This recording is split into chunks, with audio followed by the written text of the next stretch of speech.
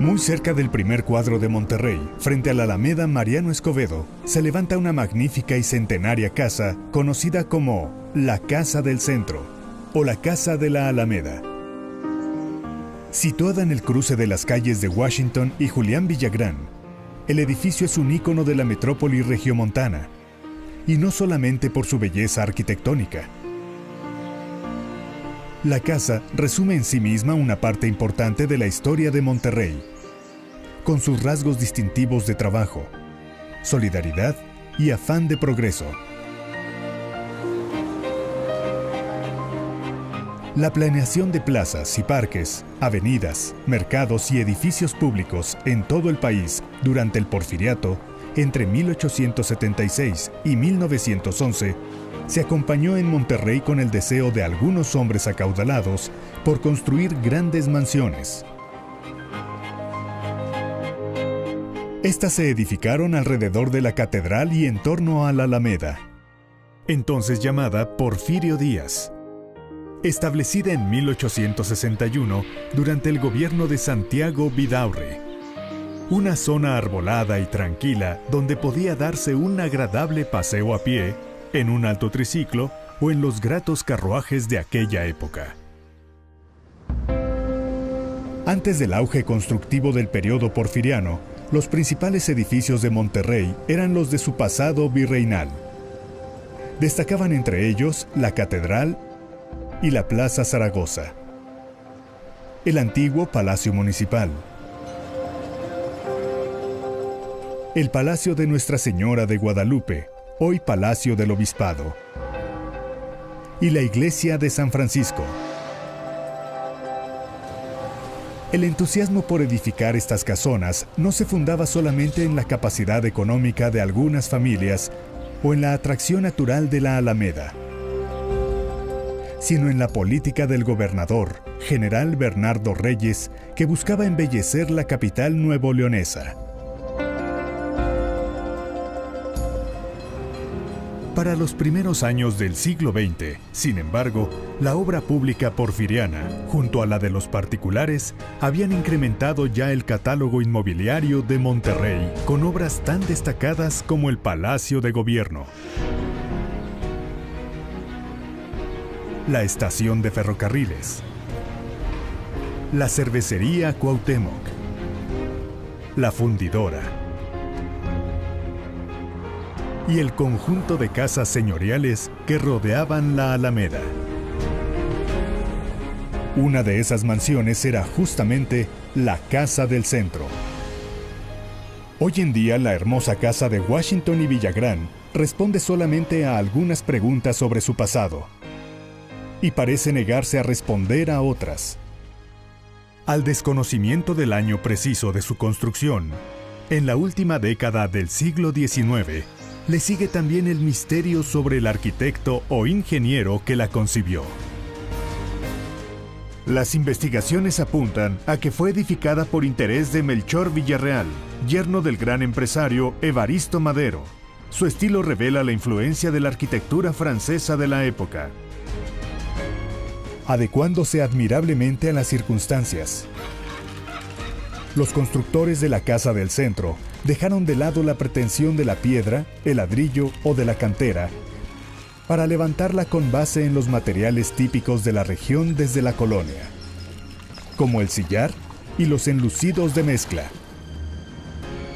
El edificio prescindió del patio tradicional e introdujo en Monterrey la idea de la casa señorial. Levantada en un terreno de grandes dimensiones y provista de hermosos jardines, dispuestos para la celebración de eventos sociales o familiares.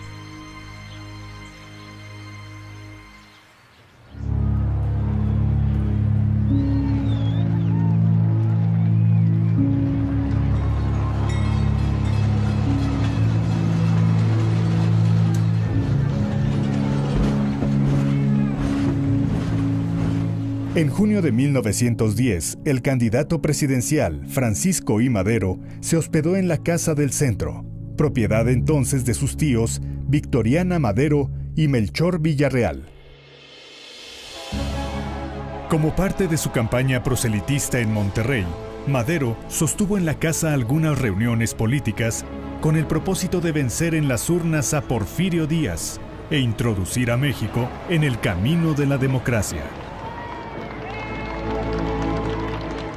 Marcada por la importancia cívica de aquel evento, la casa, al igual que otras construcciones de Monterrey, recorrió el siglo XX llevada por las vicisitudes del tiempo y del azar, de las compraventas y de los usos múltiples. Tras el uso familiar que le dieron Melchor Villarreal y la familia Madero, la casa se convirtió en residencia de gobernadores, luego en funeraria y finalmente en patrimonio de la Universidad Regiomontana, que en 1979 le restituyó su original dignidad, convirtiéndola en su rectoría. Hacia 2013, sin embargo, la bella mansión había sufrido los efectos de la urbanización y del paso del tiempo, al grado de hallarse oculta entre pequeñas oficinas provisionales construidas con paneles de yeso, plafones de tabla roca y otros materiales perecederos. Ante este panorama, Grupo Topaz, una empresa mexicana, decidió recuperar el magnífico inmueble. En un ejercicio notable de rescate arquitectónico y apoyado por la Universidad Regiomontana. Topaz liberó al edificio de las construcciones que prácticamente lo ocultaban, a lo cual siguió, en una segunda etapa, un paciente proceso de restauración que devolvió a la casa su antiguo esplendor.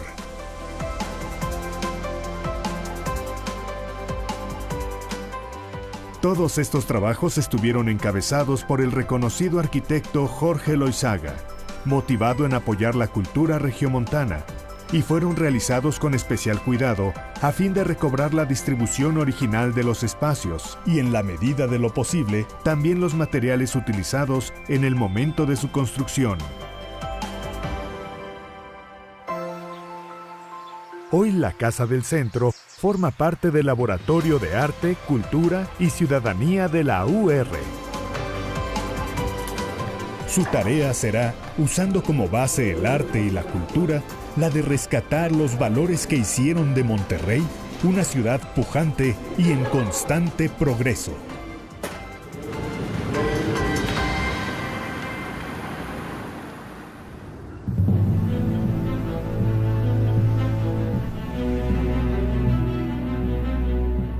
Desde la fundación de Monterrey, en 1596, sus pobladores se vieron obligados a luchar contra un sinnúmero de adversidades.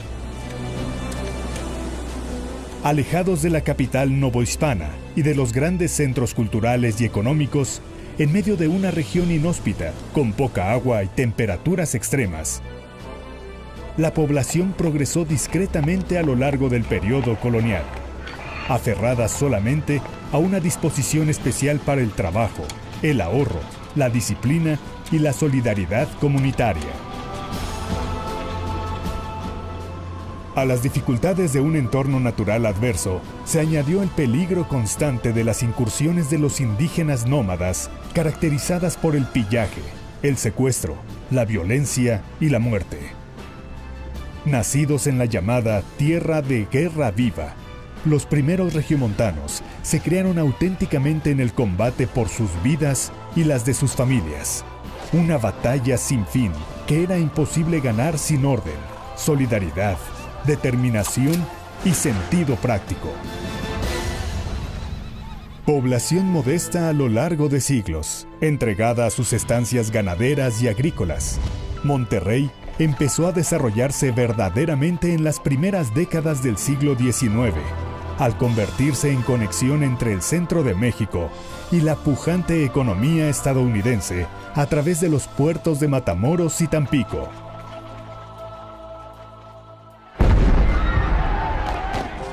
Asimismo, en 1848, al término de la guerra entre México y Estados Unidos, la cercanía con la nueva frontera estadounidense impulsó a la economía regiomontana, lo cual significó una oportunidad de oro para los comerciantes locales.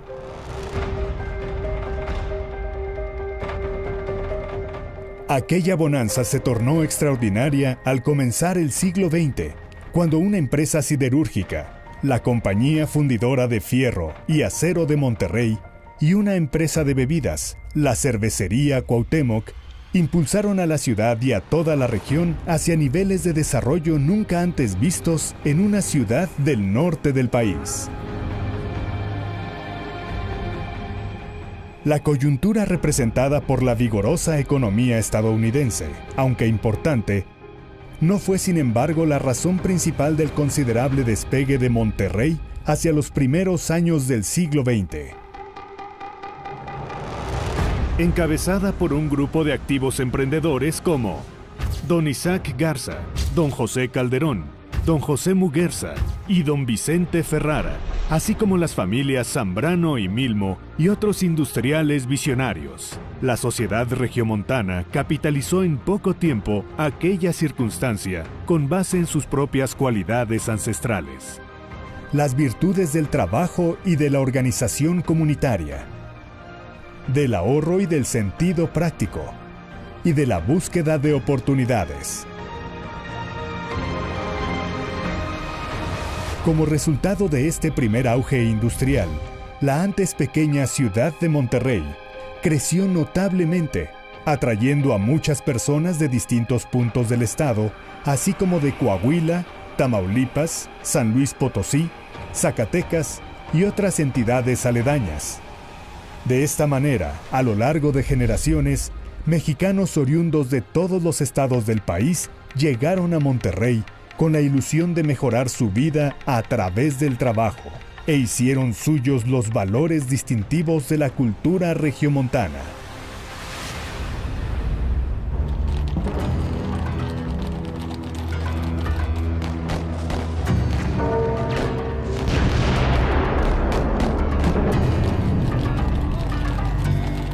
Entre 1910 y 1920, la Revolución Mexicana estuvo a punto de acabar con la bonanza de Monterrey y con el notable progreso que su sociedad había obtenido a través de la industria.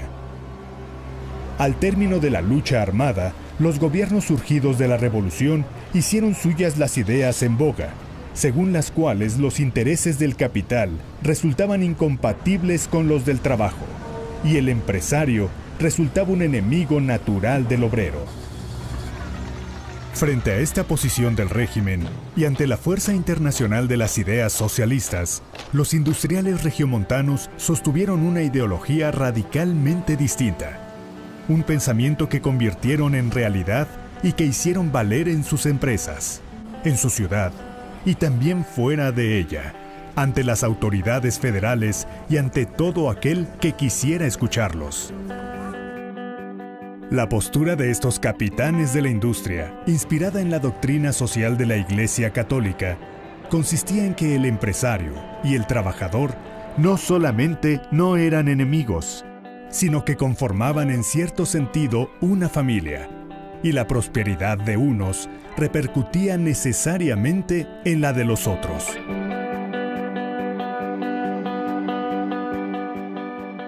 Bajo este esquema, la responsabilidad del empresario no se limitaba a mejorar la vida de sus empleados, sino que incluía la necesidad de proporcionarles educación dentro y fuera de sus trabajos, con el fin de alejarlos del alcohol y el despilfarro, fomentando los valores de la superación personal y la unidad familiar.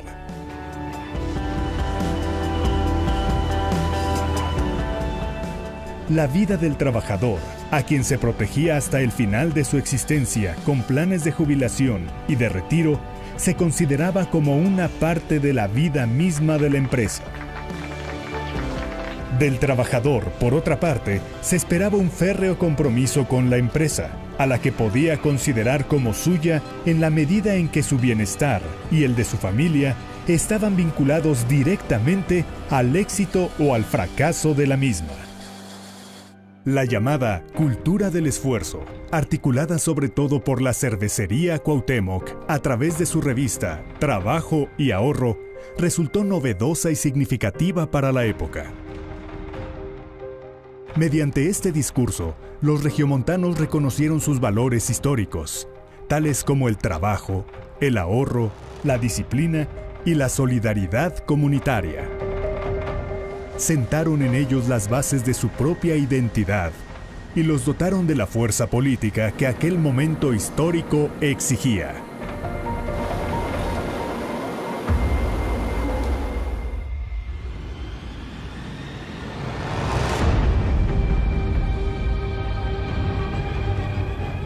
Esta es la ciudad del acero.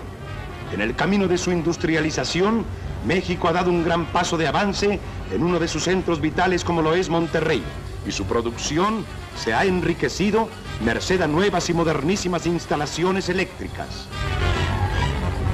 Su más reciente inversión, sobrepasando los 1.000 millones de pesos en equipo, contribuye a acrecentar la riqueza industrial del país.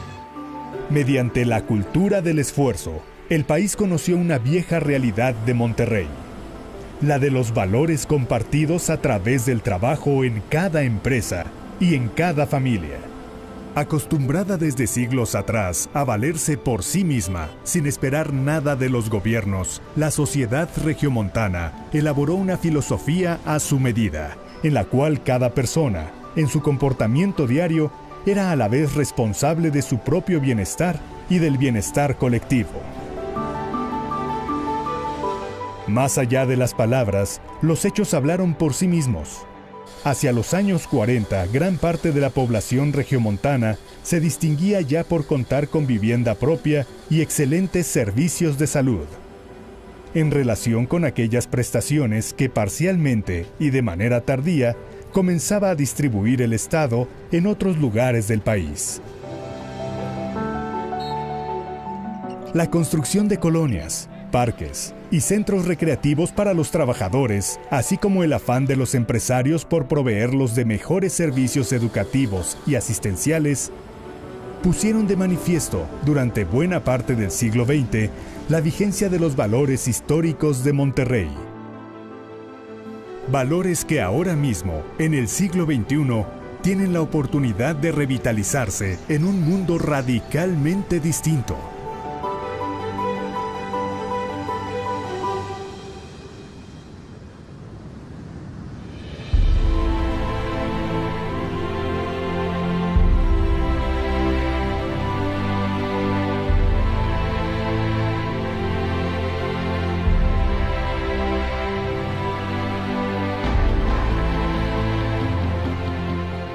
Durante más de 4 siglos, la ciudad de Monterrey creció y se transformó.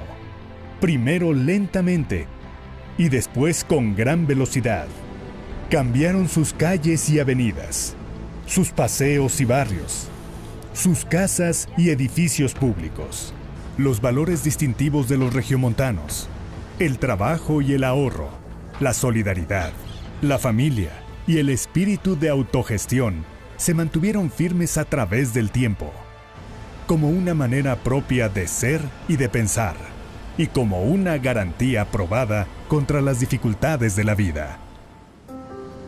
Sobre la base de estos valores históricos, la cultura empresarial de Monterrey promovió otros nuevos como la innovación tecnológica y la responsabilidad social, adecuándolos a los cambios impuestos por las nuevas realidades de la economía. De esta manera, los empresarios regiomontanos, convencidos de que la educación es una herramienta de transformación y competitividad, fueron los primeros en afrontar los retos de la competencia global, pioneros también en la búsqueda de mercados externos y en la integración de empresas multinacionales en nuestro país, así como en el desarrollo de tecnología propia.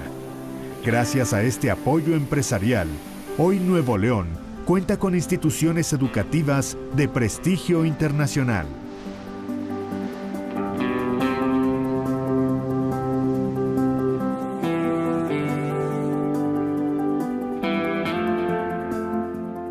Con el propósito de difundir estos valores, la Casa del Centro de Laboratorio de Arte, Cultura y Ciudadanía de la Universidad Regiomontana será un espacio dentro del distrito Purísima Alameda, que servirá como catalizador de la creatividad, la energía y la participación comunitaria. Será un testimonio vivo de la historia centenaria de Monterrey y un reflejo de sus valores.